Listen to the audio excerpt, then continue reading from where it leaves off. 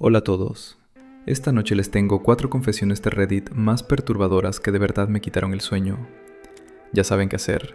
Like, sub y arrancamos.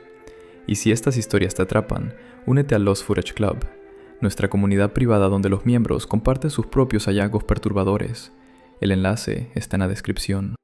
Firmé un contrato que no me dejaron leer en un retiro de sanación, y ahora un desconocido aparece donde voy yo, 28 años. Lo que Dani no entendía todavía es que ya había dicho que sí a algo con nombre y apellido. Tengo 28 años, trabajo como higienista dental y vivo con mi madre Rocío, en un ático de un barrio bastante normal. No soy una persona espiritual que conste, soy de las que llega a casa, se quita los zapatos en el rellano y ya no quiere hablar con nadie hasta el día siguiente. Llevaba meses así, agotada, durmiendo mal, llorando en el coche antes de entrar a la clínica. Una compañera del trabajo me llevaba semanas insistiendo con un retiro de fin de semana en la sierra, algo de soltar carga emocional, una casa rural, meditaciones, comida vegana, todo eso. Le dije que no como 10 veces. A la 11ª dije que sí, porque ya no tenía fuerzas ni para inventarme una excusa. Salimos un viernes por la tarde. La casa era preciosa, de piedra, con un patio interior lleno de velas. Nos recibió un hombre de unos 40 y pico, Álvaro, voz muy suave, de esas voces que parece que te están hablando desde dentro de la cabeza. Me dio un abrazo largo sin preguntarme si lo quería. En recepción me pusieron delante un sobre cerrado, grueso, con mi nombre escrito a mano. Me dijeron que firmara la última página sin abrirlo y sin leer nada, que era parte del proceso de entrega, que abrir el sobre rompía el sentido del retiro. Me quedé con el bolígrafo en la mano demasiado tiempo. Miré a mi alrededor. Las otras 6 personas ya habían firmado el suyo sin rechistar. Mi compañera me sonrió desde el sofá. Firmé. Ese sobre ya no estaría cuando volviera a buscarlo. El fin de semana se me hizo borroso, en el buen sentido al principio. Meditaciones a las 7 de la mañana, círculos donde la gente lloraba contando cosas que yo no me atrevería a contarle ni a mi madre, infusiones que sabían raro pero sentaban bien. El sábado por la noche hubo una especie de ceremonia en el patio, con tambor y con Álvaro caminando entre nosotros, tocándonos la frente uno por uno. A mitad de la ceremonia, una mujer rubia que se había sentado a mi lado se levantó de golpe, recogió sus cosas y se fue, sin decir nada. Álvaro siguió como si no pasara nada, y nadie comentó nada después. El domingo conduje de vuelta a casa, con esa sensación rara de estar más ligera y más vacía a la vez. Llegué al ático, saludé a mi madre con 2 palabras, me metí en mi cuarto a deshacer la maleta. Busqué el sobre porque me habían dicho que al final me lo devolverían para que lo leyera en casa. No estaba. Saqué todo, di la vuelta a la maleta, miré entre la ropa sucia 2 veces. Lo que sí había, metido entre 2 camisetas dobladas, era una tarjeta pequeña, blanca, sin logo. En ella estaban escritos a mano mi nombre completo, la dirección exacta del edificio donde vivo con mi madre, incluido el piso, y la hora exacta a la que ficho cada mañana en la clínica. Nada más. Ni un mensaje, ni una firma, ni un número. Me senté en el suelo con la tarjeta en la mano un buen rato sin saber a quién llamar primero. Esa noche se acostó convencida de que era una coincidencia bonita. 3 días después ya no podía sostener esa palabra. Dormí fatal, pero por la mañana ya me había contado una historia que me valía. Que Álvaro era un tipo intenso, que el detalle de la tarjeta era horrible, pero seguramente bien intencionado. Una especie de te tenemos presente, vuelve cuando quieras. Lo del sobre perdido lo achaqué a un despiste de la casa rural. Llegué a la clínica el lunes con la tarjeta en el bolsillo del uniforme. En el descanso pillé a mi compañera, la que me había invitado, sacando un café de la máquina.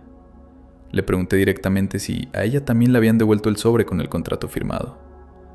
Se quedó un segundo de más mirando el vaso.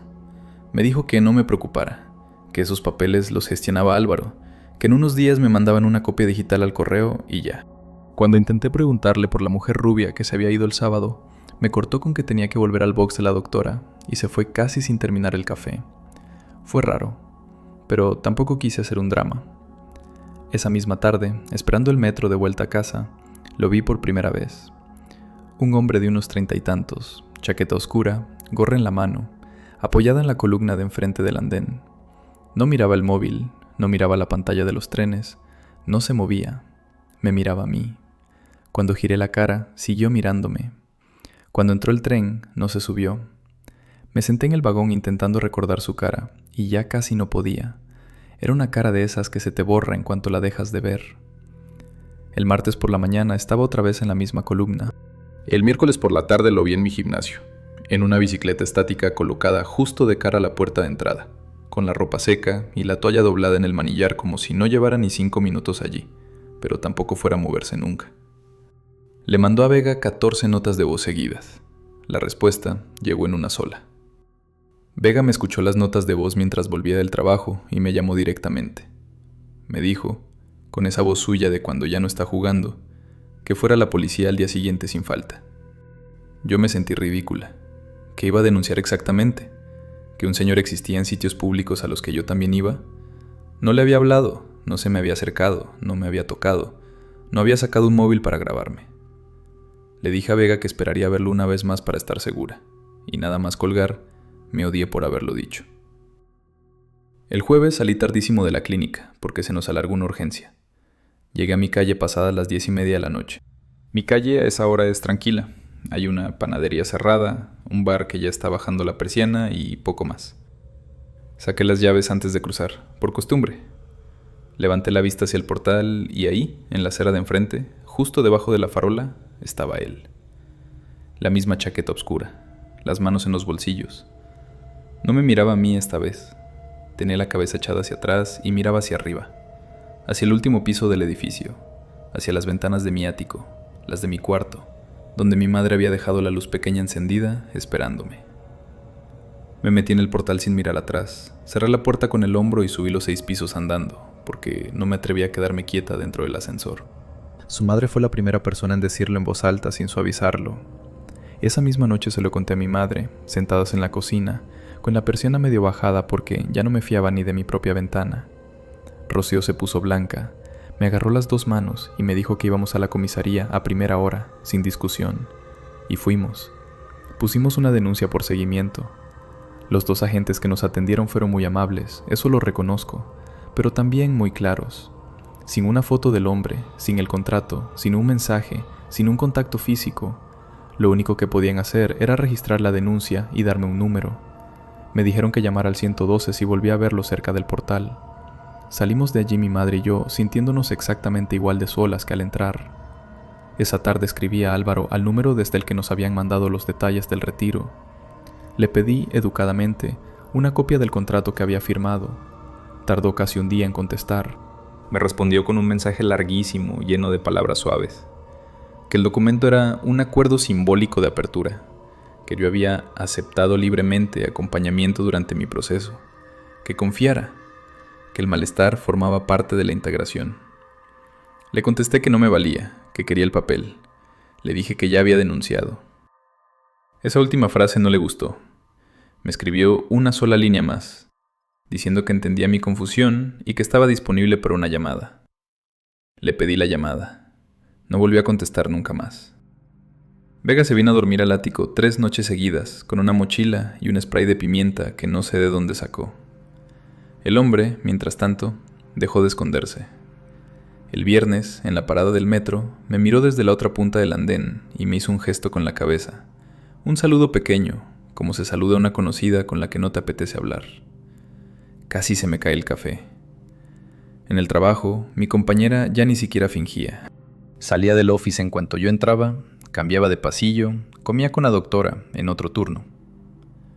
Un día coincidimos en el ascensor y se bajó 2 plantas antes de la suya. Uno de ellos, Martuki Lee, dijo: «Para, lo de firmar un sobre cerrado es ilegal en cualquier país con código civil decente. Cualquier cosa que hayas aceptado ahí dentro no vale, pero ellos cuentan con que tú no lo sepas». Un comentario señaló: «¿Tu madre sabe lo del hombre del portal? Por favor, cuéntaselo. No te quedes sola con esto, pensando que exageras. No exageras». Uno de ellos, noctámbulo, dijo: «Lo que más me chirría es que tu compañera te insistiera tanto. La gente que sale de estos sitios no invita por bondad, invita porque les piden cabezas nuevas». La autora respondió: «Tienes razón, y me cuesta escribirlo. Llevaba semanas diciéndome que me veía cansada, que me vendría bien, Lo que no he puesto en el post es que cuando llegamos al retiro, ella ya tenía habitación asignada con nombre, y la mía estaba escrita a boli encima de otro nombre tachado. No le di importancia en ese momento, ahora sí. 5 días después, Dani volvió al hilo con un titular distinto y la voz más quieta. Conseguí una copia del contrato y entendí por qué me eligieron a mí. Vuelvo porque tengo papeles en la mano y necesito contarlo antes de que se me pase la rabia. Una amiga de Vega que es abogada nos ayudó a mandar un burofax al domicilio fiscal del retiro, pidiendo formalmente copia íntegra del contrato firmado, citando la denuncia ya puesta. A los 4 días me llegó un sobre por mensajería, esta vez abierto, con una copia parcial. Faltaban 2 páginas, las marqué como no aportadas. Lo que sí venía era suficiente para que se me cayera al suelo. El documento no era ningún acuerdo simbólico. Era un contrato civil de varias cláusulas, con membrete de una asociación que ni siquiera se llama como el retiro de cara al público. En la primera página, debajo de mis datos completos, pone literalmente que figuró como asistente sustituta de otra participante, identificada solo con sus iniciales, que renunció a su plaza durante el desarrollo de la actividad. La fecha y hora de esa renuncia son las 11:30 de la noche del sábado. Esa es la hora exacta a la que la mujer rubia se levantó del círculo y se fue. Yo estaba sentada a su lado. Cuando mi sobre se quedó sin recoger el domingo, no se perdió, lo cambiaron. Pasé de ser yo misma a ocupar el hueco de ella. Y aquí viene la parte que no me deja dormir. En otra cláusula, el contrato menciona que cada participante tiene asignado, cito textual, un acompañante de seguimiento desde el momento de la firma. El hombre de la chaqueta oscura no me eligió, estaba asignado a la mujer rubia. Cuando ella rompió su contrato yéndose, su acompañante se transfirió automáticamente a quien rellenara el hueco, o sea, a mí. Y la última pieza, mi compañera de la clínica, no. Me invitó porque me viera cansada. La llamé esta mañana con la abogada delante y le solté lo que sabía. Se echó a llorar al teléfono. Me confirmó entre sollozos que ella llevaba meses intentando salir, que la única forma que le ofrecieron de cerrar su parte era traer a alguien nuevo que firmara sin leer. Me eligió a mí porque sabía que yo estaba al límite y diría que sí. Me usó como recambio. T-H-H doble boblo, away, QZ, comentó. El hecho de que el sobre desapareciera de tu bolso me dice que alguien lo cogió mientras dormías allí, es decir, entraron en tu habitación. Un comentario destacado dice: el detalle de la tarjeta con tu hora de entrada al trabajo me ha dejado helada. Eso no lo saca nadie de redes sociales, eso te lo ha dado alguien de tu entorno. En los comentarios alguien escribió: exacto, en la ficha que rellenas al entrar al retiro siempre te piden horarios habituales, con la excusa de respetar tus rutinas al volver. Ahí es donde lo entregas todo tú misma sin darte cuenta. Volví a leer el contrato entero, esta vez con la abogada al lado y un boli rojo en la mano. Hay una cláusula, en la página 4, que es la que lo explica todo. Dice, palabra por palabra, que la firmante se compromete a recibir el acompañamiento espiritual continuado de un miembro asignado por la casa, en el formato y con la presencia que la casa estime convenientes para su proceso. No pone duración, no pone 1 mes, ni 6, ni 1 año. No pone nada, es indefinido. El hombre de la chaqueta oscura no es un acosador suelto. Es, según ese papel, el miembro asignado. Lo del metro, el gimnasio, el portal, mirar hacia mi ventana, todo entra para ellos dentro de presencia. Yo, sin leerlo, lo firmé. Quedé el sábado con mi compañera en una cafetería lejos del barrio, con Vega esperándome en la mesa de al lado por si acaso. Vino sin maquillaje, con los ojos hinchados. Me lo contó todo de un tirón. Lleva 1 año y pico dentro. Empezó por una crisis de ansiedad después de una ruptura. Fue un fin de semana, le encantó, volvió, y a la tercera ya le pusieron a su acompañante. Al principio era una voz amable que la llamaba los domingos. Luego eran mensajes a cualquier hora. Luego era el mismo hombre apareciendo donde ella estaba. Cuando pidió cortar, Álvaro le explicó muy tranquilo que el único modo de cerrar su ciclo era presentar a alguien nuevo que firmara el ingreso a ciegas.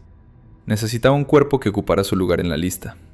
Me eligió a mí porque yo estaba reventada, porque vivo con mi madre y no le iba a parecer raro un fin de semana fuera, y porque sabía que yo no leo letra pequeña cuando estoy así. La denuncia está ampliada, con el contrato adjunto y con su declaración. La abogada está pidiendo la nulidad por vicio de consentimiento, que parece que en este caso es bastante claro. He cambiado de gimnasio, voy y vuelvo del trabajo en coche, y de momento estoy durmiendo en casa de Vega. Al hombre lo vi una vez más, en la acera de enfrente del nuevo gimnasio, 2 días después de cambiarme. No me sorprendió. Eso es lo que más me asusta, que ya no me sorprenda. Lo peor de todo esto no es él. Lo peor es saber que la persona con la que compartía guantes y mascarillas todos los días filmó mi nombre y se lo entregó como quien entrega un relevo. Un comentario señaló: he estado en un retiro parecido en Granada. A mí también me hicieron firmar el compromiso sin leer. Tardé meses en entender que había aceptado que un guía me llamara una vez por semana. Sal de ahí ya. Uno de ellos, Carlos de Vallecas, dijo: OP, denuncia ya, aunque no tengas el contrato. Que quede registrado por fecha. Si pasa algo más adelante, vas a necesitar ese papel anterior. Y con esta nos vamos a la siguiente. Heredé el teléfono fijo de mi tía muerta y siguen llamando para pedir citas. Me llamo Elena, tengo 35 años y trabajo como traductora desde casa. Llevo 8 meses viviendo en el piso de mi tía Noelia, en Lavapiés, el que me dejó cuando murió en invierno pasado. Es un piso viejo, de techos altos, con esa luz amarilla que tienen los edificios de antes de la guerra, y vine aquí porque no podía pagar el alquiler de mi estudio, y porque, sinceramente, nadie más de la familia lo quería. Mantuve la línea fija, no por nostalgia, sino porque la mitad de mis clientes tienen más de 70 años, y todavía me mandan documentos por fax o me llaman al fijo cuando no encuentran mi móvil. Cambié el contestador, puse mi nombre y pensé que con eso bastaba. La primera llamada rara entró un martes a las 9:10 de la noche. Yo estaba terminando una traducción jurídica con los auriculares puestos y casi no la oí. Descolgué de mala gana. Era una voz de hombre, suave, muy educada, de las que arrastran un poco las heces. Me dijo, sin saludar siquiera: buenas noches, doña Noelia. Vengo para la sesión de las 9, como siempre, en el cuarto del fondo. Le contesté que se equivocaba, que doña Noelia había fallecido en febrero y que esta era ahora mi casa. Hubo un silencio largo, de esos que se oyen respirar. Luego soltó una risita pequeña, casi tierna, y dijo: claro que sí, pero el cuarto del fondo sigue ahí, ¿verdad? Con el papel pintado despegándose por encima del rodapié, y la butaca verde junto a la ventana. Todavía huele eucalipto, ¿a que sí? Ese cuarto llevaba meses cerrado, Elena no se lo había descrito a nadie, y tenía razón en todo. El papel, color crema con hojas, se estaba cayendo justo encima del rodapié, en una esquina, como si alguien hubiera tirado con la uña muchas veces. La butaca verde, de terciopelo gastado, seguía pegada a la ventana porque yo no había tenido fuerzas para moverla. Y sí, olía eucalipto, un olor pegajoso, dulce, que no se iba con nada. Era el cuarto donde la encontraron a ella, sentada, con una manta sobre las rodillas, ya fría. Yo no había hablado de ese cuarto con nadie, ni con mi primo Rubén, que ni siquiera vino al entierro, ni con Sergio, el vecino del 3B, que me había ayudado a subir las cajas, ni en redes, ni en ningún sitio. Tenía la puerta cerrada con llave desde el día que firmé los papeles, y la llave guardada en el cajón de los cubiertos, porque me daba miedo entrar a limpiar. Le pregunté quién era, se lo pregunté 3 veces. Solo me contestó, con esa misma voz mansa: dígale a doña Noelia que esta semana puedo pagar en efectivo, y que por favor no cambie el horario. A mí me cuesta mucho dormir si cambiamos el horario. Y colgó. Me quedé con el auricular en la mano un rato largo, mirando la pared. Pensé que era una broma, un número antiguo de su agenda, alguien confundido. Pero al día siguiente, a las 9:10, sonó otra vez. Voz distinta, misma petición, el cuarto del fondo. Llevo escribiendo los nombres y las horas en un cuaderno desde entonces. Por eso estoy aquí. La semana siguiente fue cuando empecé a entender que no era un número equivocado. El miércoles entraron 4 llamadas, todas entre las 8 y las 10 de la noche. El jueves, 7. Compré un cuaderno de tapa dura en la papelería de abajo y empecé a apuntarlo todo. Hora exacta, voz de hombre o de mujer, edad aproximada, qué pedían. Lo hice porque pensé que, si lo escribía, dejaría de tener tanto miedo. Funcionó al revés. Había una mujer que llamó 3 noches seguidas. La primera vez lloraba tan bajito que tardé en entenderle. Me preguntó si podía adelantar la cita, si podía venir el viernes en vez de lunes, que no aguantaba hasta el lunes. Le dije, muy despacio, que mi tía Noelia había muerto en febrero, que yo era su sobrina, que esta línea ya no daba citas. Se calló. Luego me dijo, con una voz de niña, «Pero entonces, ¿quién me va a ayudar a dormir?» Y colgó antes de que pudiera contestar. Hubo un señor mayor, con acento del norte, que susurraba como si tuviera a alguien al lado. Me dijo que se le habían acabado las gotas, que llevaba 2 días sin las gotas y que veía sombras moverse en el pasillo de su casa. Me preguntó si podía pasar a recoger el frasco, aunque fuera sin sesión. Le dije lo mismo que a la mujer. Él se rió, pero no de gracia, sino como quien ya se esperaba el chiste. «Doña Noelia me avisó que usted me diría eso. Me dijo que si llamaba un día y me salía otra voz, que insistiera siempre».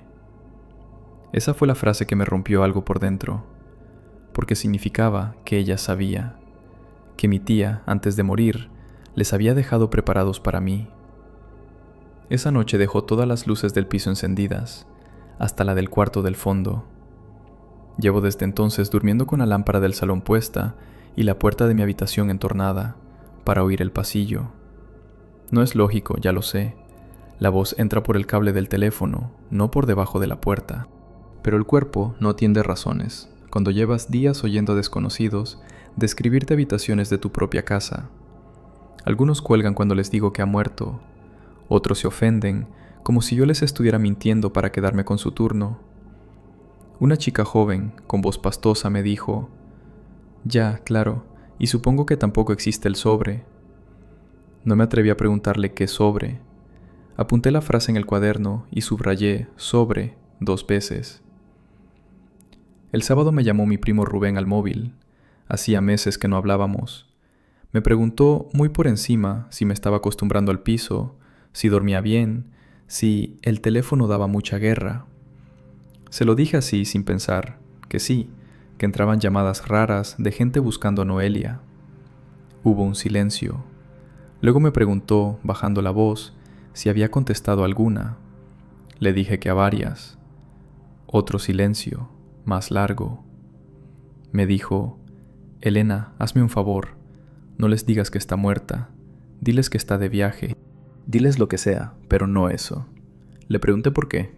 Me dijo que ya hablaríamos, que tenía que colgar, que estaba entrando en el metro. No estaba entrando en ningún metro. No se oía nada de fondo. Llevo 3 noches sin abrir el cuaderno. Está sobre la mesa, al lado del teléfono, y cada vez que suena el timbre lo miro como si fuera a moverse solo. El lunes bajé a hablar con Sergio, el vecino del 3B. Llevaba 20 años viviendo enfrente de mi tía, y en el entierro, fue el único que se acercó a darme un abrazo de verdad. Le llevé un tupper con croquetas como excusa, y cuando me abrió, le pregunté de golpe si él sabía a qué se dedicaba Noelia en casa. Cambió la cara. No mucho, pero la cambió. Me dijo, mirando el rellano, que su tía ayudaba a mucha gente que no tenía nadie más. Le pregunté si recibía pacientes en el piso. Me contestó con otra pregunta, que si yo había tocado algo del cuarto del fondo. Le dije que no, que ni siquiera había entrado. Asintió como si eso fuera lo correcto y, antes de cerrar, me dijo que si oía algo raro de noche, que viera 2 golpes en la pared, que él los oiría. No me invitó a pasar. No tocó las croquetas. Esa misma noche abrí el portátil y me puse a buscar. Tecleé el nombre completo de Noelia, más la palabra terapia. Salieron 3 hilos viejos, de hace 8 o 9 años, en foros que ya casi no existen. Eran mensajes de gente que la llamaba la señora N, y describía fines de semana enteros encerrados en una casa de Madrid, sesiones que empezaban el viernes por la noche y terminaban el domingo. Gotas que les daban para soltar. Una mujer escribía que cuando volvía a su casa no sabía qué día era. Otro decía que llevaba 3 años intentando dejarlo y no podía. Ninguno daba la dirección, pero uno mencionaba el cuarto del fondo, el del papel pintado de hojas. Cerré el portátil y abrí Reddit. Necesitaba que alguien de fuera me dijera que esto tenía un nombre, aunque fuera uno feo. Publicó a las 2 de la madrugada. A las 3 ya tenía respuestas que no quería leer. Alguien en las respuestas añadió: «Espera, ¿tu tía tenía pacientes en casa sin licencia?» Eso explica por qué la familia hablaba tan poco de a qué se dedicaba exactamente. Un comentario destacado dice: «Lo de que describiera la habitación antes de que la limpiaras me ha puesto la piel de gallina. ¿Llegaste a grabar alguna llamada?» La reacción fue: «Tengo 3 grabadas en el contestador antiguo, sí. No las he subido porque en una de ellas la persona dice mi nombre completo y yo nunca se lo di a Noelia. Estoy intentando decidir si llevarlas a la policía o borrarlas antes de que mi primo las oiga». Un usuario llamado Sergio del B escribió: «Soy tu vecino. No quería escribir esto aquí, pero llevo semanas oyendo el teléfono de madrugada y pensé que estabas trabajando. Si necesitas que llame yo a alguien, dímelo». El comentario de Sergio me dejó parada delante de la pantalla un buen rato. No le había dicho a nadie del edificio que tenía Reddit, y menos con ese nombre. Pero lo dejé pasar, porque al menos era una mano tendida desde un sitio real. Fue el otro comentario, el que decía que mirase qué hacía exactamente mi tía en ese cuarto antes de dar por hecho que los que llamaban estaban confundidos, el que me quitó el sueño. Porque coincidía demasiado con lo que había leído en los foros. Y porque, en el fondo, llevaba días pensándolo y no me atrevía a formularlo. Volví a abrir el cajón de los cubiertos. La llave seguía ahí, fría, pequeña, con una etiqueta de papel atada con hilo que decía, en la letra apretada de mi tía, fondo. Y debajo, en bolígrafo más nuevo, otra palabra que no había visto la primera vez. Decía sótano. No sabía que el piso tuviera trastero. Nadie me había mencionado un trastero. Bajé al portal a mirar los buzones y, efectivamente, junto al de mi tía, había una segunda cerradura más pequeña, con el mismo número. Subí corriendo, cogí la llave del sótano y me senté en el sofá a mirarla. Decidí que iría al día siguiente, con luz, y que si encontraba algo, lo subiría aquí entero, sin filtrar. 2 días después, Elena volvió al hilo con una entrada nueva. La gente la leyó y dejó de reírse. Fui al sótano del edificio y entendí por qué seguían llamando. Bajé el miércoles por la mañana, con Sergio detrás de mí porque no me atrevía a ir sola. El trastero de mi tía es el último del pasillo, una puerta de chapa con un candado que se dio a la primera vuelta de llave. Dentro había 6 cajas de cartón apiladas, un archivador metálico y una silla plegable. Olía a humedad y, debajo, a ese mismo eucalipto del cuarto del fondo. Las cajas estaban llenas de carpetas con nombres, decenas. Cada carpeta tenía una ficha de paciente rellenada a mano, con la letra apretada de Noelia, fechas de sesión desde finales de los 90, anotaciones sobre dosis, sobre resistencia del paciente, sobre cuántas horas habían dormido tras la administración. No era una agenda de terapeuta, era un registro de control. En el archivador encontré recetarios de verdad, con membrete falso, imitando a una clínica privada que nunca existió. Mi tía nunca fue médica, era profesora de música jubilada. Llevaba más de 20 años recetándole pastillas a gente que la llamaba doctora. Había también una caja más pequeña, con tapa, llena de Polaroids. Y aquí es donde tuve que sentarme en la silla plegable y respirar. Eran fotos de personas dormidas en la butaca verde, en el cuarto del fondo, con los ojos cerrados, la cabeza caída hacia un lado, una manta sobre las rodillas, la misma manta, la misma postura en la que la encontraron a ella. Detrás de cada foto, una fecha y un nombre. El nombre que había repetido más veces no era el de un desconocido. Encontré a Rubén, a mi primo. Su nombre completo, en 34 fichas distintas, desde que tenía 19 años. 34 fines de semana de sesión en ese cuarto. Las últimas anotaciones eran de hace 2 años, justo cuando se peleó con la familia y nadie volvió a saber bien dónde vivía. Subí las cajas al piso con Sergio. No hablamos en el ascensor. Cuando cerré la puerta, me senté en el suelo del salón y lloré sin hacer ruido. Porque entendí de golpe que las voces del teléfono no eran clientes confundidos ni una estafa. Eran personas que llevaban años dependiendo de algo que mi tía les había metido en el cuerpo y en la cabeza, y que ahora sin ella no sabían a quién pedirle permiso para seguir vivos. Esa noche, a las 9:10, sonó el móvil. Era Rubén, no el fijo, el móvil. Estaba llorando antes de saludar. Me dijo, con esa voz pequeña de los hombres que no han dormido en días: Elena, por favor, solo una sesión y te dejo en paz. Si no, esta noche no aguanto. Tú tienes la llave del cuarto, ¿verdad? Tú tienes su libreta de las gotas. Le dije que sí porque me dio miedo decirle que no. Y después colgué y me quedé mirando las cajas apiladas contra la pared del salón, pensando que llevaba semanas creyendo que la heredera del piso era yo, cuando en realidad lo que me había dejado mi tía era una lista de gente esperando turno. Un usuario llamado Throwaway Lavapiés escribió: Vivo a 3 calles y conocí a Noelia de vista. Siempre me dio mala espina cómo miraba a la gente joven en el mercado, como si los estuviera midiendo. Un comentario destacado dice: Como sanitaria te digo, lo que describes, aislamiento, medicación sin control, dependencia emocional, tiene nombre clínico. Tu tía estaba haciendo coerción terapéutica.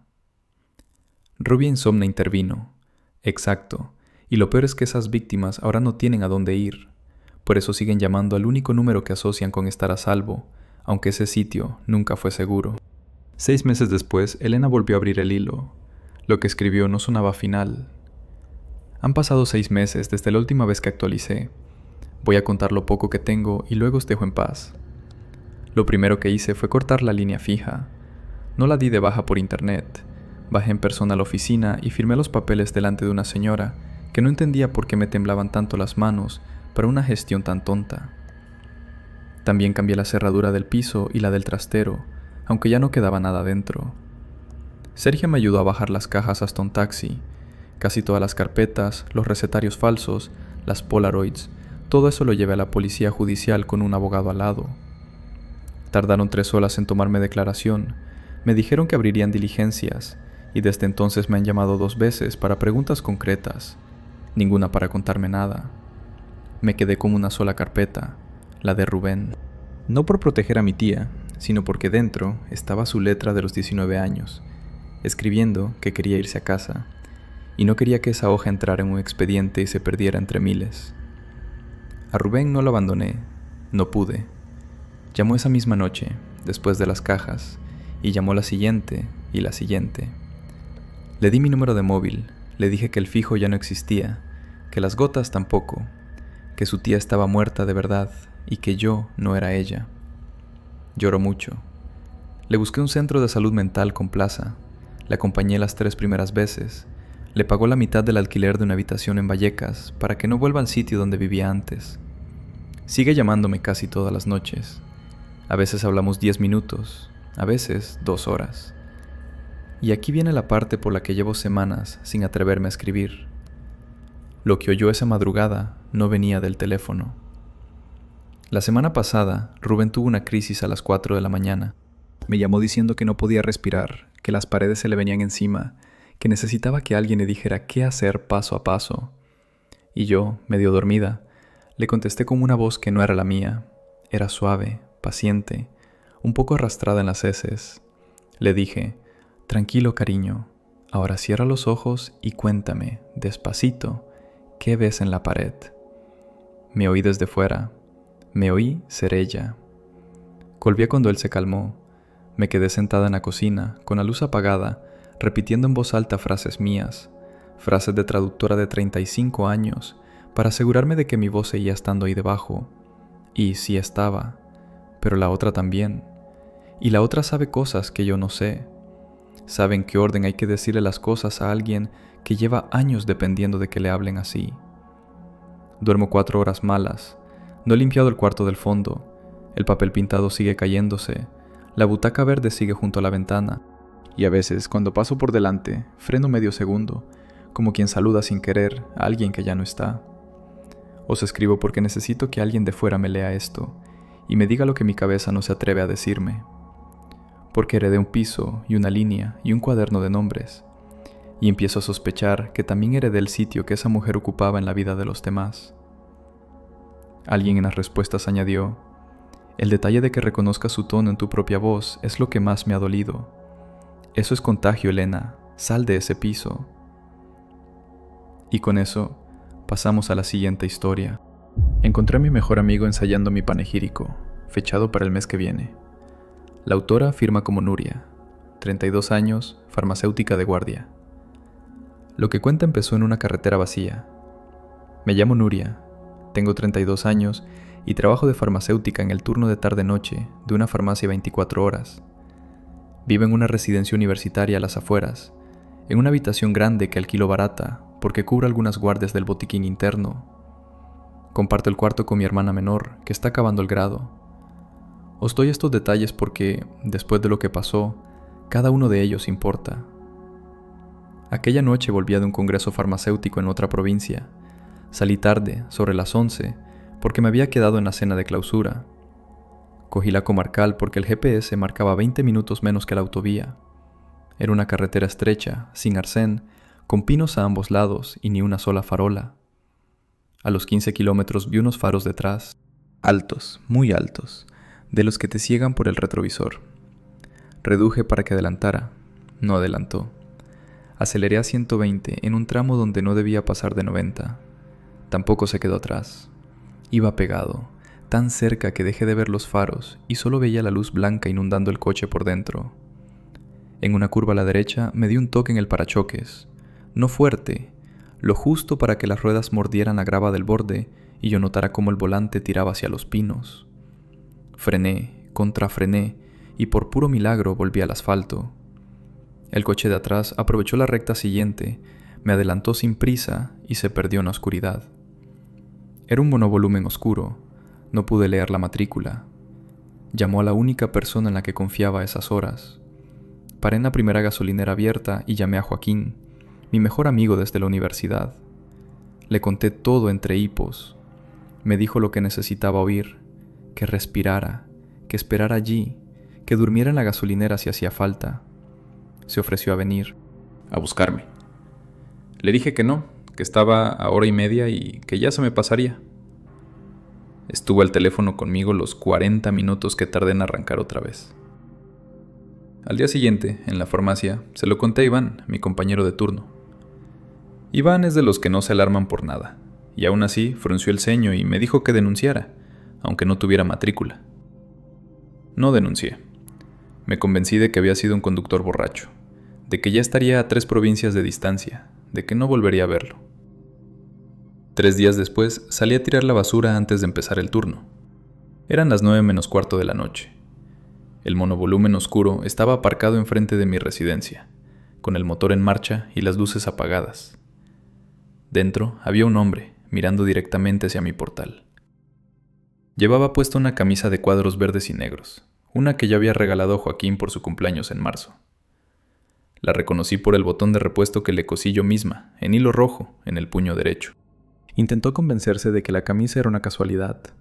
Las casualidades no suelen llegar de 3 en 3. Aquella noche no dormí, pero tampoco hice nada. Cuando el monovolumen arrancó y se fue, me quedé media hora detrás de la cortina esperando a ver si volvía. No volvió. Al día siguiente quedé a tomar café con Joaquín y se lo metí en la conversación como si nada. Le dije que había visto a un tipo en el barrio con una camisa idéntica a la suya, la de cuadros verdes, y le pregunté en broma si la había prestado. Se rió, removió el café, miró por la ventana y me contestó que esa camisa la había metido en la bolsa de la parroquia hacía semanas, que ya no se la ponía. Le sostuve la mirada. Él no me la sostuvo a mí. A partir de ahí todo empezó a torcerse en cosas pequeñas. Llegué al turno de tarde y la taquilla de la farmacia estaba forzada. No faltaba nada, ni la cartera, ni las llaves de repuesto, ni la bata. Solo estaba abierta, con la cerradura saltada hacia afuera, como si alguien hubiera querido enseñarme que podía. Iván avisó al encargado y dejamos constancia en el parte. Esa misma noche, a las 3:10 de la madrugada, me entró una llamada de un número oculto. Descolgué creyendo que sería mi hermana. Al otro lado solo había una respiración, lenta, demasiado tranquila para alguien que quisiera asustarme. Colgué yo. Me llamó 2 veces más antes del amanecer. Mi hermana también andaba rara. Llevaba semanas saliendo sin avisar, llegando a las tantas, contestando con monosílabos cuando le preguntaba dónde había estado. Le dije, con buenas formas, que me preocupaba. Me respondió que tenía 23 años y que no le hiciera de madre. Esa frase me dolió más de lo que esperaba, porque yo nunca la había hecho de madre. Siempre habíamos sido dos hermanas que se cuidaban a partes iguales.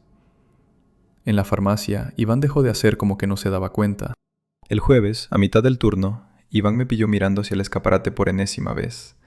Se acercó al mostrador, bajó la voz y me dijo que llevaba toda la semana saltando con cada timbre de la puerta automática. Me preguntó si tenía problemas en casa, si quería que llamara a alguien, si prefería que cerrara él la caja. Le dije que no, que era solo cansancio. Insistió en acompañarme hasta el coche al terminar.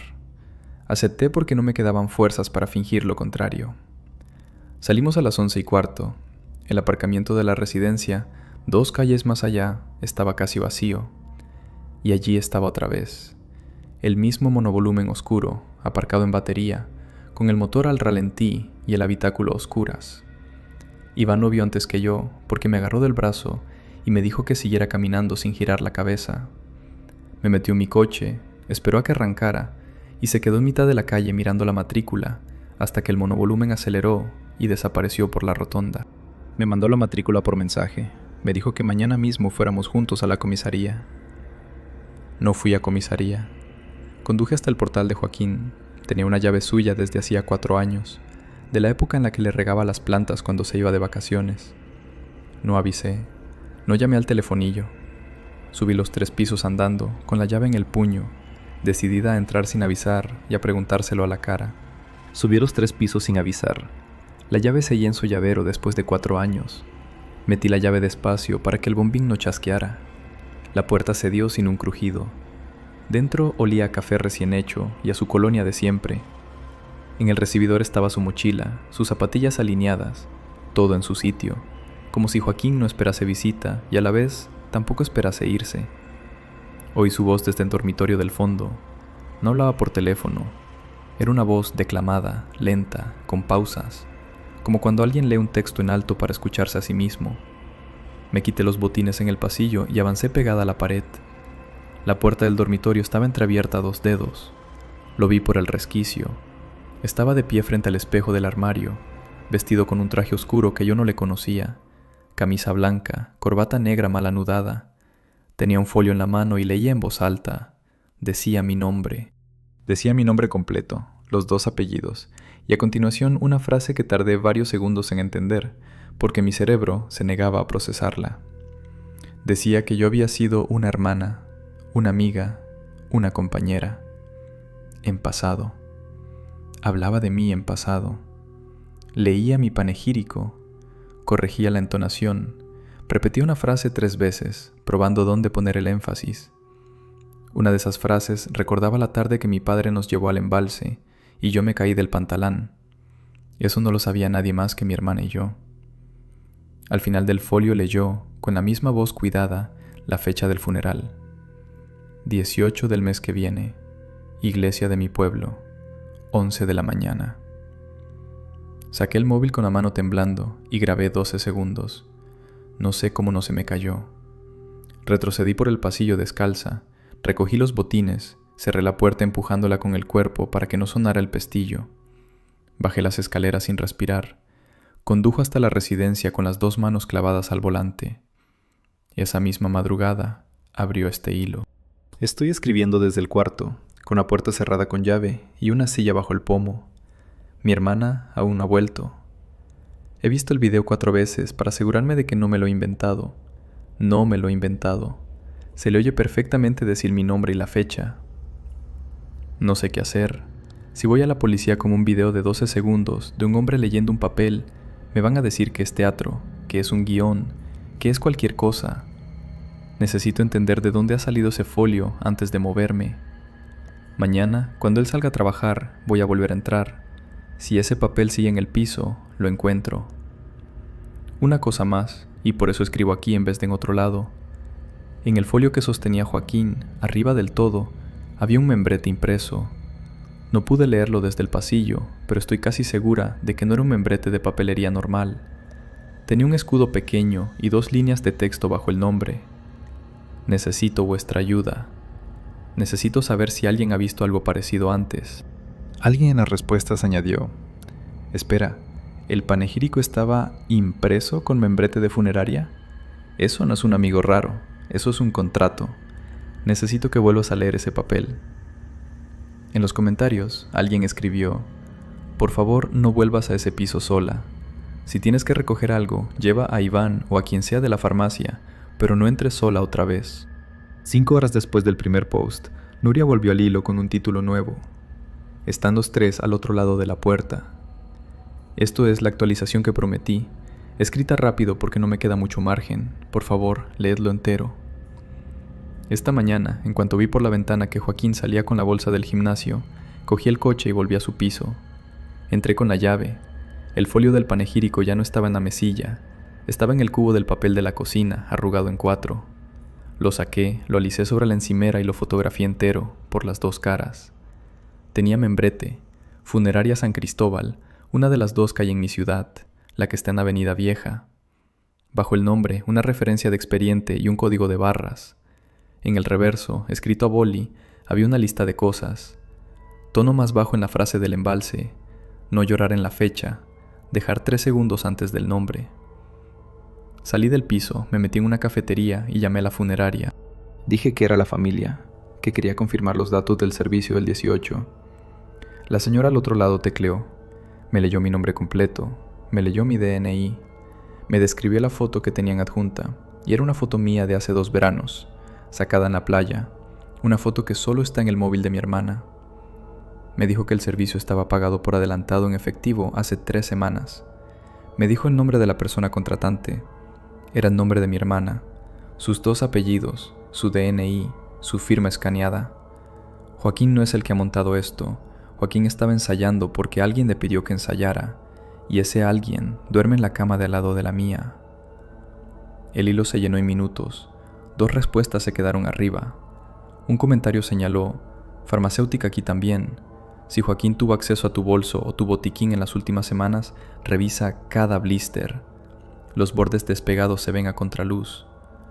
Uno de ellos, Guille Nocturno, dijo: sal de esa residencia ahora. No esperes a tu hermana, no le dejes nota, no cojas nada que no quepa en un bolso. Vete a casa de Iván o a un hotel y desde allí llamas a la policía. Un comentario señaló: el 18 del mes que viene es martes. Eso no es una fecha al azar, alguien mira un calendario y elige un día laborable. Eso me da más miedo que todo lo demás. En los comentarios alguien escribió: es peor. Los martes por la mañana es cuando la funeraria de su zona hacen los servicios civiles cortos, sin NISA. Quien contrató eso sabía exactamente qué franja pedir para que no llamara la atención. El último mensaje de Nuria llegó al hilo 40 minutos después. Estaba escrito desde el suelo de un baño. Estoy escribiendo desde el baño de la residencia, con el pestillo echado y una toalla metida bajo la puerta. Batería al 7%. Voy a ser muy clara, porque no sé cuántos minutos me quedan de móvil. Cuando colgué con la funeraria, volví corriendo a la residencia para coger el portátil, el DNI y la foto del folio. Iba a salir hacia casa de Iván, lo juro, no me dio tiempo. Oí la puerta de la habitación abrirse cuando yo estaba en el pasillo. Me metí en el baño y eché el pestillo sin pensar. Son 3 voces, mi hermana, Joaquín y un hombre que no había oído nunca dentro de esta casa, pero cuya voz reconozco perfectamente porque me habló por la ventanilla del monovolumen, aquella noche en la Comarcal, cuando paró a comprobar si seguía consciente antes de irse. Pensé que se había ido. No se había ido. Se quedó mirando. Están llamando a la puerta del baño con los nubillos, muy suave. ¿Cómo se llama una niña que se ha enfadado? Mi hermana repite mi nombre.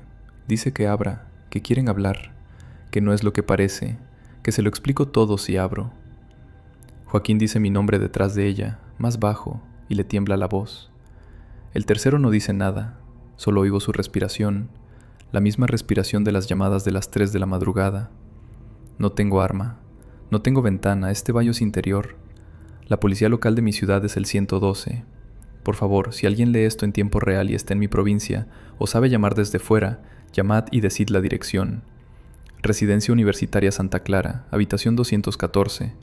Repito, Santa Clara, 214. Mi nombre completo está en el correo de contacto del perfil. Acaban de dejar de llamar. Eso me asusta más que cuando llamaban. Oigo a mi hermana decirle al tercero, en voz baja, que el 18 era el plan, pero que ya da igual. Oigo una bolsa de tela al abrirse. 3%, si no actualizo en 1 hora. El hilo se llenó de gente intentando localizarla. Una respuesta destacó por encima del resto. En los comentarios alguien escribió: llamada hecha en 112 desde mi número. Soy de la misma provincia. Les he dado la residencia, la habitación y enlace al hilo. Dicen que mandan patrulla. Aguanta, Nuria. La reacción fue: gracias. Y con eso seguimos a la siguiente historia. El termostato de mi casa aprendió la rutina de alguien que no vive aquí. Carmen llevaba 4 meses en una casa que parecía recordar a otra persona. Me llamo Carmen, tengo 36 años y soy fotógrafa de bodas y retrato, así que mi horario es un desastre. Edito hasta las 2 o las 3 de la madrugada y duermo en bloques raros. Hace 4 meses mi hermana menor, Aitana, y yo nos mudamos a una casa que heredamos en las afueras, en una urbanización tranquila donde casi no pasan coches. La casa era del señor Gonzalo, un conocido lejano de la familia que, según nos dijeron, se había ido a vivir con unos parientes y había dejado la propiedad cerrada durante más de un año antes de que llegara a nosotras. Es una casa bonita, de una sola planta, con 3 dormitorios. Aitana ocupó el del medio, yo el de la entrada, y el del fondo lo dejamos vacío, nunca lo usamos. Ni siquiera metimos cajas allí. La puerta queda cerrada casi todo el tiempo, y lo único que hay dentro es la cama vieja del señor Gonzalo, una mesilla y un armario empotrado. El señor Gonzalo dejó muchas cosas funcionando: el wifi, la cafetera programable, las luces conectadas y un termostato inteligente bastante caro, de esos que se controlan desde una aplicación en el móvil. Yo lo vinculé a mi cuenta el primer día porque me daba pereza levantarme a tocar el panel, y me olvidé del asunto. Hasta que empezó a notar el pasillo más caliente de lo que debía estar. Las primeras semanas pensé que era cosa mía. Yo terminaba de editar, salía del despacho hacia mi cuarto y al cruzar el pasillo sentí una bocanada de calor seco, como si alguien acabara de abrir una puerta de horno. Siempre venía del lado del dormitorio del fondo. Lo achaqué al cansancio, a que venía de estar pegada a la pantalla durante horas. Pero pasó algo más raro. Una madrugada, sobre las 3:30, fui a la cocina por agua y me crucé otra vez con esa bolsa de aire tibio. Toqué la puerta del cuarto del fondo con la palma de la mano y estaba templada. Aitana dormía profundamente, su radiador apagado, el mío apagado, la calefacción general supuestamente apagada también. Volví a la cama incómoda, sin entender. Al día siguiente abrí la aplicación del termostato por primera vez en meses, y ahí estaba, escrito con una claridad que me revolvió el estómago: programación activa, zona dormitorio posterior, encendido diario a las 3:20 de la madrugada, temperatura objetivo 22 grados, apagado a las 6:40. Yo no había creado esa programación, Aitana tampoco, ni siquiera tenía la aplicación instalada. Bajé al historial, meses y meses de registros. La casa supuestamente vacía durante todo el año anterior, y sin embargo, el sensor de presencia del cuarto del fondo marcaba actividad humana casi todas las noches a esa misma hora. Movimiento, calor corporal, alguien levantándose, alguien acostándose. Una rutina entera de una persona que, según todos, hacía más de un año que no vivía aquí. Y la programación seguía activa esta noche, dentro de unas horas, en un cuarto que ella creía vacío. Lo primero que hice fue lo que haría cualquiera: convencerme de que era un fallo del aparato. Me metí en los ajustes y borré la programación entera.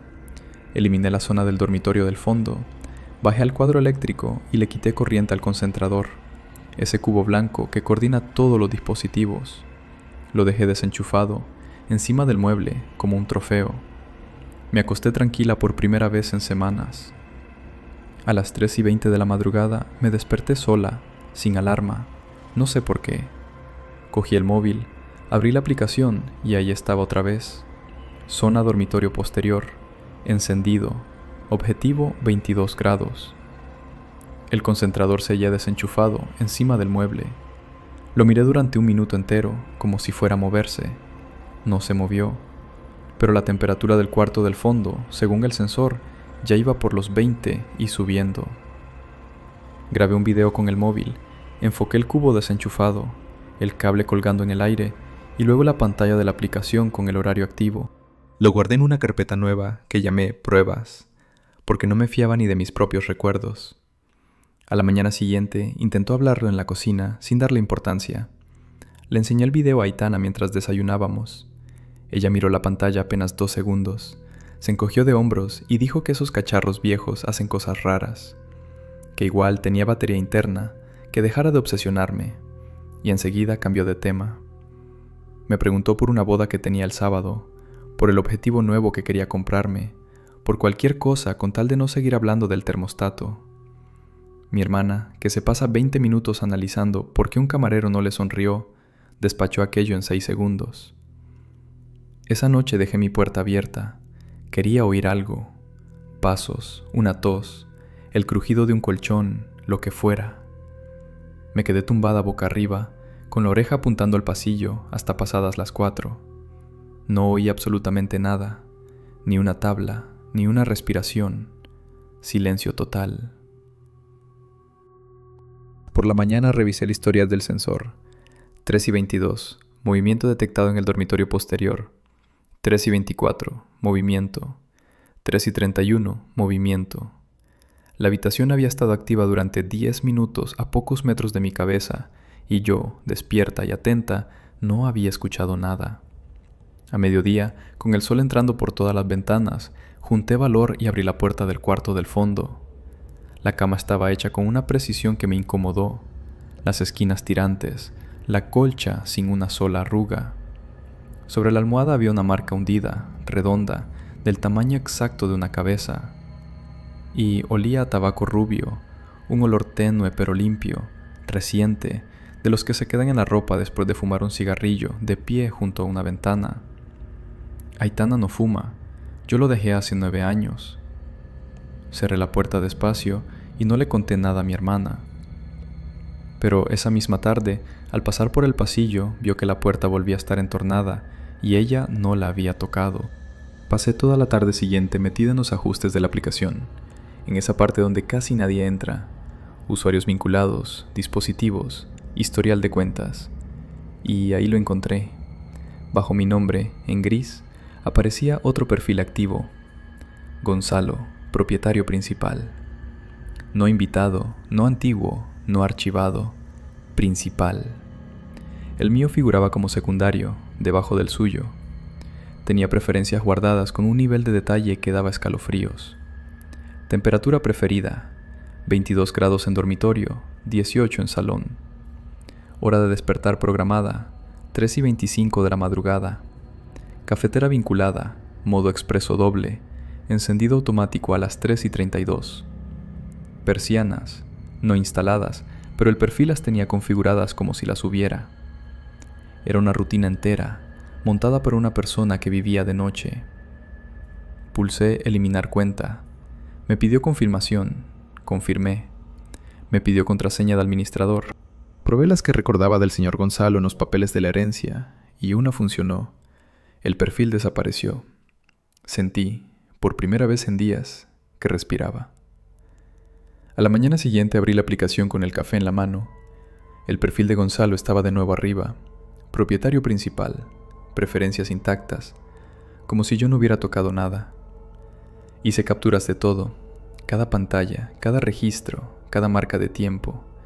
Las subí aquí en otro hilo que enlazo en los comentarios. Esa noche, en la cena, intentó enseñarle las capturas a su hermana. Aitana dejó el tenedor en el plato con un golpe seco. Me dijo que estaba obsesionada, que llevaba semanas sin hablar de otra cosa, que la casa era vieja, que el wifi era una mierda, y que esos cacharros del señor Gonzalo seguramente tenían algún servidor antiguo que reactivaba todo, que me iba a volver loca si seguía así.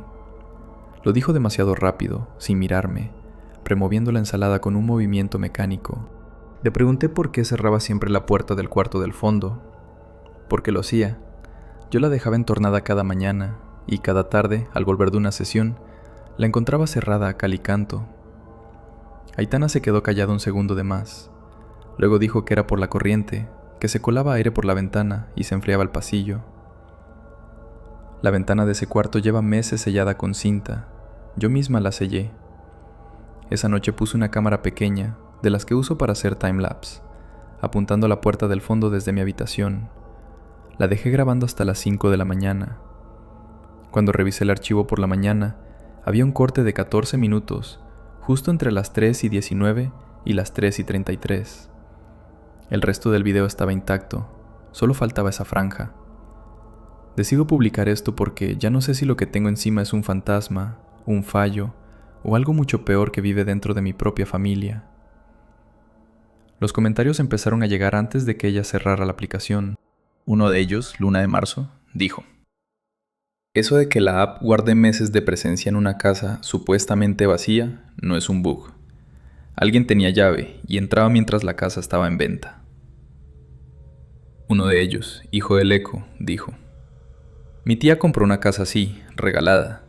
Resultó que el dueño anterior llevaba meses muerto dentro y nadie quería hablar del olor. No es paranoia, Carmen.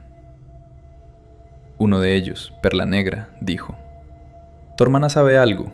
Lo de mudarse contigo justo a esa casa heredada me da muy mala espina. ¿Quién encontró la propiedad, tú o ella? Y la respuesta a eso fue Aitana. Me dijo que la vio en un grupo de Facebook del pueblo y que el precio era una ganga por una herencia complicada. Yo confío porque venía de ella. Llevo 2 días sin poder mirarla a la cara desde que encontré una foto vieja suya con Gonzalo en el cumpleaños de alguien. Nunca me dijo que lo conocía. 3 días después, Carmen volvió al hilo con un título nuevo que paralizó a quienes la seguían. Encontré lo que había debajo del suelo del dormitorio del fondo. Llevo 2 noches sin dormir, así que voy a contarlo todo seguido antes de arrepentirme. Hice caso a lo que me dijeron en los comentarios y me fui al archivo municipal del pueblo.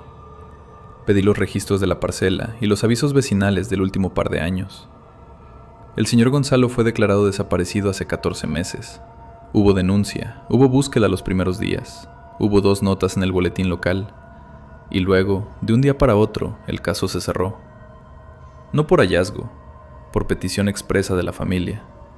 Firmaron papeles diciendo que prefería que lo dejaran tranquilo. Nadie volvió a preguntar. Al salir del archivo, me crucé con una vecina mayor que me reconoció. Le dije quién era, dónde vivía, y se le cambió la cara.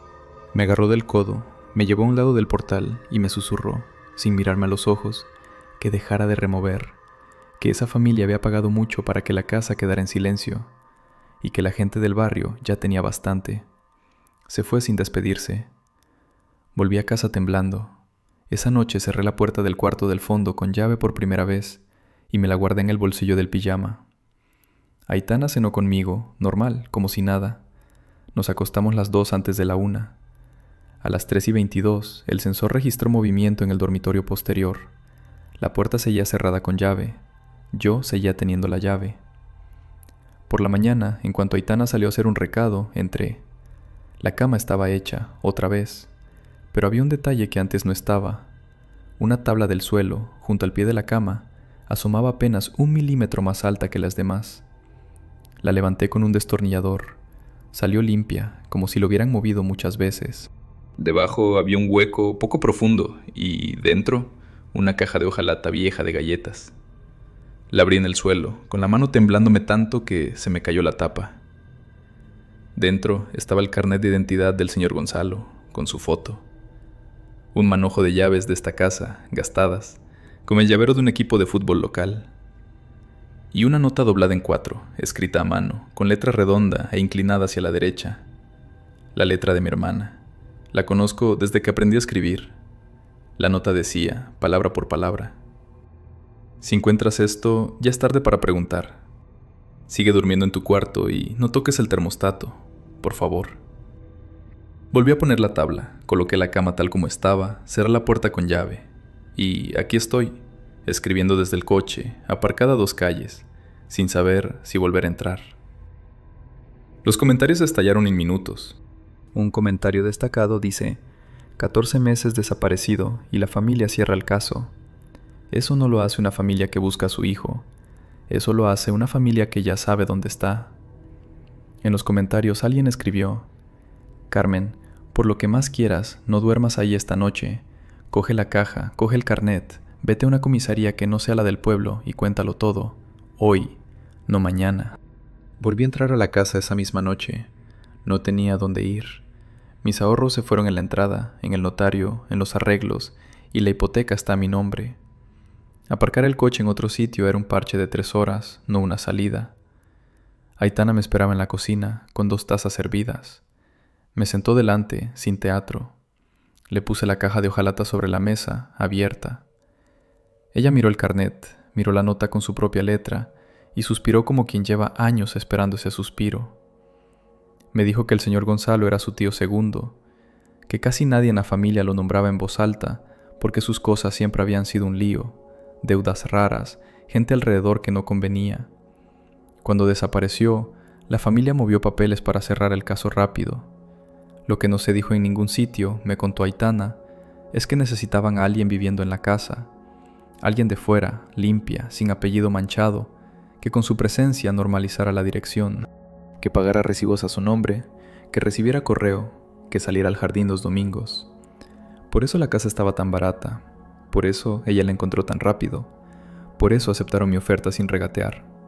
Yo era la fachada, mi hermana el enlace, los vecinos cómplices por silencio.